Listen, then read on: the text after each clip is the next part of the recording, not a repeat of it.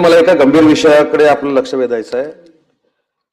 काल परवाच्या अधिवेशनाच्या दिवशी म्हणजे सन्मान्य सदस्यांना देखील एक कळलं पाहिजे की महाराष्ट्र औद्योगिक विकास महामंडळाचं एक डमी लेटरेड तयार करून त्याच्यावर माझ्या विभागाच्या 50 लोकांची नावं घातली, त्यांचा हुद्दा घातला, स्कॅन सह्या मारल्या आणि आपल्या विधान भवनाच्या कार्यालयाकडनं पासेस घेण्यात आले. ही तक्रार सीएमओ कडे झाली. सीएमओनं आमच्या लोकांना विचारलं की हे कसं झालं. त्याच्या शेवटी टोकापर्यंत, आता तो शेवटी अधिकार तुमचा आहे, शेवटी टोकाला पोचल्यानंतर असं लक्षात आलं की विधिमंडळातल्या काही शिपायांनी, माझ्याच मंत्रालयात असं नाही, अनेक मंत्रालयाची अशी डमी पत्र तयार केलेली आहेत आणि पास द्यायला 2 ते 2,500 रुपये लोक घेतात. ही गंभीर बाब आहे.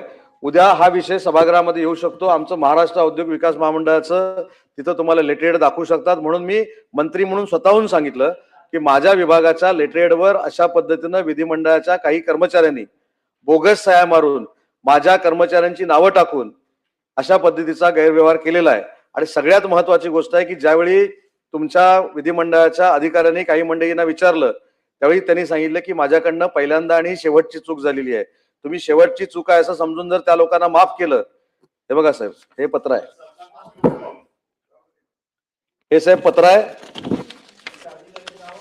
नाही, मी वाचून दाखवतो ना. अधिकाऱ्यांची नावं ही सगळी माझ्यावर आस्थापनेवर काम करणारी लोक आहेत. महाराष्ट्र औद्योगिक विकास महामंडळाचं हे लेटरेड आहे आणि याच्यावर जी सही केलेली आहे ती देखील सहमुख्य कार्यकारी अधिकारी महाराष्ट्र औद्योगिक विकास महामंडळाने फेक सही मारलेली आहे. मला असं वाटतं की अशा प्रवृत्तीवर कठोर कारवाई झाली पाहिजे, कायदेशीर कारवाई झाली पाहिजे.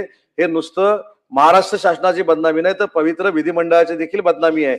आणि विधिमंडळाचा कर्मचारी असं करतो हे देखील फार म्हणजे तसं बघायला गेलं तर चुकीची बाब आहे. आणि म्हणून स्वतःच्या डिपार्टमेंटचं हे असताना देखील मी स्वतः या ठिकाणी सादर केलेलं आहे.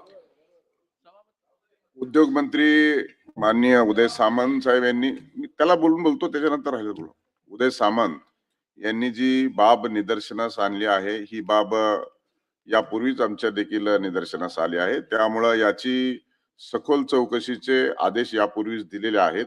चौकशी अंती जे निष्पन्न होईल त्यांच्यावर हे अधिवेशन संपण्यापूर्वी कठोर कारवाई केली जाईल. आता मला वाटतं पुढे जाऊया आपण. पॉइंट ऑफ प्रताप सर नाही, सभापती महोदय, महाराष्ट्र सभापती महोदय, कुठलंही असलं अशा पद्धतीने जे कोणी कारवाई करतील त्याच्यावरती एकसारखीच कारवाई केली जाईल, कठोर कारवाई केली जाईल. सभापती महोदय, महाराष्ट्र इलेक्ट्रिक वाहन धोरण 2000